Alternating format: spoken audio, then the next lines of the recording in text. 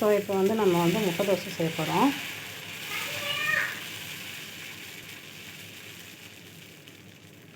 So இதில் வந்து மாவு தோசையை ஊற்றிட்டு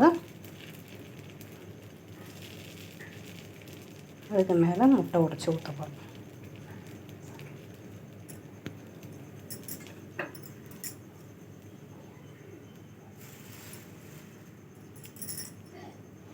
ஸோ உடைச்சி ஊற்றிட்டு உங்களுக்கு நான் காட்டுறேன். ஸோ இப்போ முட்டை உடைச்சி ஊற்றியாச்சு. ஸோ இதுக்கு மேலே வந்துட்டு நம்ம எண்ணெயை வந்து இதில் எடுத்து இந்த மாதிரி ஸ்பூனில் எடுத்து அதை வந்து இப்படி சாய்ச்சிங்கன்னா அழகாக சுற்றி ஊற்றிடலாம். ஸோ இதில் டிப் பண்ணி அப்படியே எடுத்து இப்படி சுற்றினீங்கன்னா ஸோ அதிகமாக எண்ணெய் வந்து வேஸ்ட் ஆகாது. ஆனால் சுற்றிலும் நம்ம ஊற்றுற மாதிரி இருக்கும்.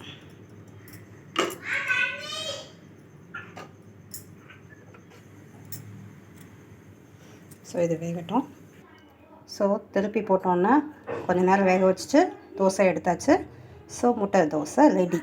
இதை வந்து நம்ம வந்து சிக்கன் குழம்பு, மட்டன் குழம்பு அந்த மாதிரி வச்சு சாப்பிட்டோம்னா செம்ம டேஸ்ட்டாக இருக்கும். ஸோ நான்வெஜ் சாப்பிடும்போது செம்மையாக இருக்கும். வெஜ்ஜில் வந்து சாப்பிட்டா நல்லா தான் இருக்கும். பட் ஆனால் ஓகே, சாம்பார் போட்டால் ஓகே.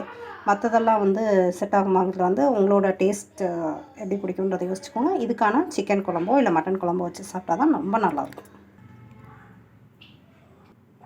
ஸோ இப்போ முட்டை தோசை வித் மட்டன் கறி எப்படி இருக்குது பார்த்துட்டு சொல்லுங்கள்.